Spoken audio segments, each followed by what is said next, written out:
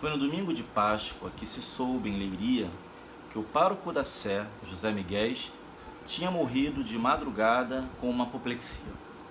O pároco era um homem sanguíneo e nutrido, que passava entre o clero diocesano pelo comilão dos comilões.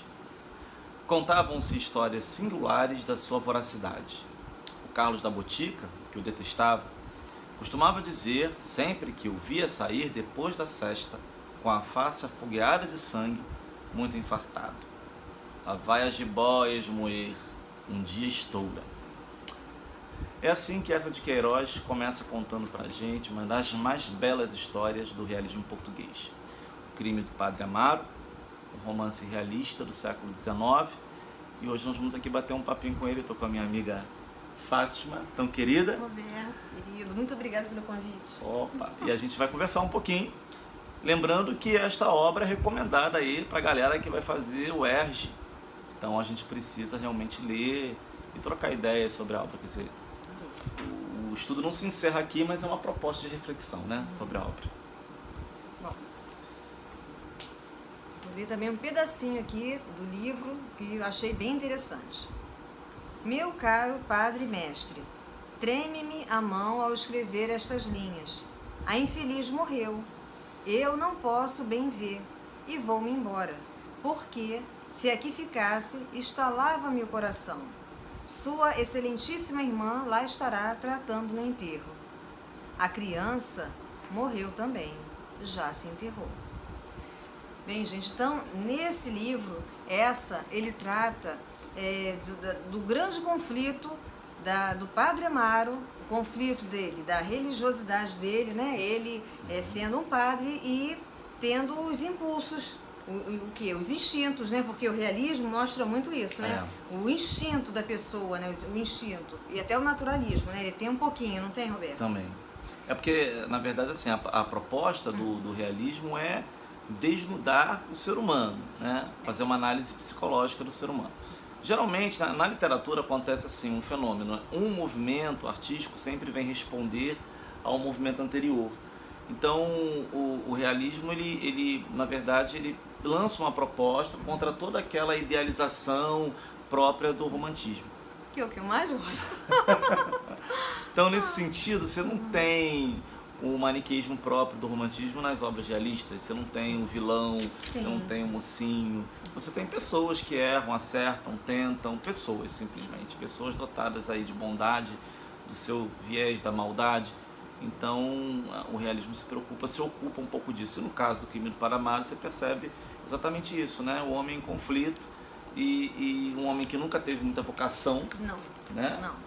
Ele entra ali para o seminário a gosto de quem? Da Marquesa, não é? Marquesa de Alegros, que ela era protetora dele quando ele perdeu os pais, né? Bem jovenzinho.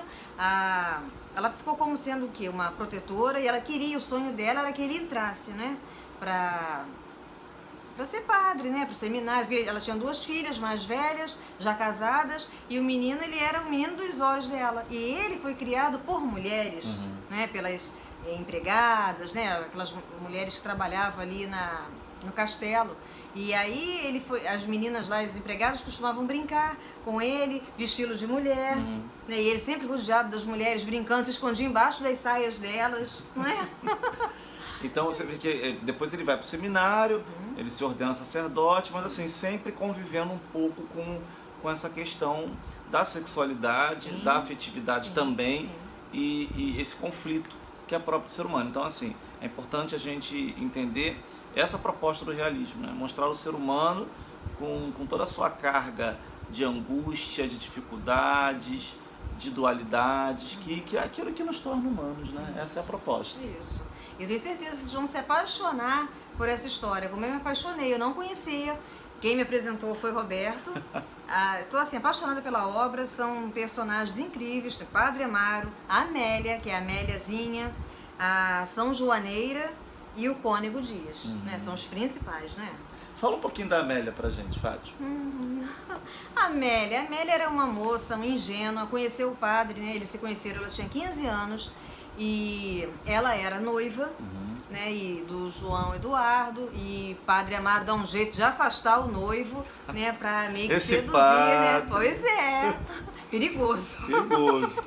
E aí ele, né, meio que pode contar um pouquinho? Pode, só um pouquinho. Um pouquinho, deixar vocês bem assim curiosos, instigar vocês. Ele conquista, né, porque quando ele a vê, ele se apaixona por ela. Será que se apaixona?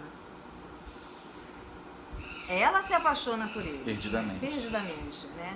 Porque ela era muito ingênua. Não vou dizer que ela era inocente, porque ela sabia que ele era um padre, né? Ele tinha ali aquele compromisso, né? Da castidade, né? E tudo, mas ela se entrega ali a ele e... Bom, eu fico com vontade de contar, né? Querendo instigar vocês, mas sei que não posso. Vocês têm que ler, vocês vão gostar. É muito, muito interessante a história, uma história atual, né, Roberto? Atual. Aí eu queria, Fátima, se você contasse assim, só um pouquinho pra gente dessa relação dele depois com o filho, né? O que acontece lá na reta final do romance. Não contar a história em si, mas assim, deixar um pouquinho essa curiosidade pra gente. Bom, você quer saber que eu fale pra onde ele leva o filho? Isso. Ele, no final da história, já mais pro finalzinho, vocês já estão deduzindo, né, que a Amélia vai engravidar dele e ele não quer que isso venha à tona, né, porque acabaria o quê? Com a ambição dele, que a ambição é a carreira, ele se tornar, acho que futuramente um cônego, né? Depois um bispo, justamente, isso aí foi meu entendimento também. E aí eles têm que tentar esconder essa gravidez, vocês vão descobrir no livro, lendo como eles vão tentar esconder isso aí, mas o neném nasce, o bebê nasce. E ele leva essa criança para a tecedora de anjos, né? Que aí é o eufemismo, né? Ela é o quê? Ela é uma assassina de crianças. As crianças que ela recebe, elas não vingam, elas não sobrevivem, né? O Padre Amaro, no caso, leva ali uma quantidade para ela em dinheiro, que daria para ela cuidar do bebê tranquilamente durante um ano, só que isso não acontece. E a gente para por aqui.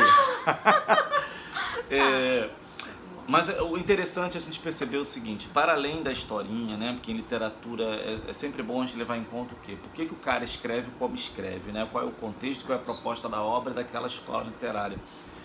Aqui no Brasil, o representante maior do nosso movimento realista foi Machado de Assis. E Machado também trabalha bastante essa questão, né? Um exemplo claro, tanto Machado aqui no Brasil, essa em Portugal, Victor Hugo na França, Dostoiévski na Rússia. A questão é assim, sempre mostrar as pessoas como elas realmente são, mostrar um pouco dessa realidade, dessa dualidade que é tão própria, que é tão nossa. E enquanto o romantismo, por exemplo, elenca, né, como critério para a felicidade o casamento por amor, o realismo vai dizer que os problemas começam no casamento. Então Machado vai trabalhar muito nesse viés. Tem uma frase dele que eu acho que você que vai fazer redação deveria, né, explorar um pouquinho para aumentar esse repertório cultural, quem sabe fazer uma citação para dar um up aí na sua argumentação, o up na sua nota. É uma frase que é a última frase do conto A Igreja do Diabo. Eu acho essa frase perfeita, porque ela resume não só a obra de Machado, toda a obra de Machado, mas como toda a proposta do realismo. E a frase é: todos os contrastes estão no homem. Uma frase que eu acho assim fantástica. Perfeita. Todos os contrastes estão no homem. Ninguém é totalmente bom, ninguém é totalmente mal. Somos essa dualidade, né? É isso, olha, que nos torna interessante. A gente fica por aqui, foi muito boa a sua Obrigada, participação, Roberto. te agradeço muito. É meu. E nós estamos aí. Nossa próxima obra, que a gente vai discutir um pouquinho, é O Alienista, de Machado, que também está na relação de obras aí para a prova da UERJ, tá bom? Beijo para você, vamos estudar, vamos em frente, foco, vai dar tudo certo. Beijão no professor. Beijo. Fiquem com Deus e até o nosso próximo encontro. Tchau. Tchau.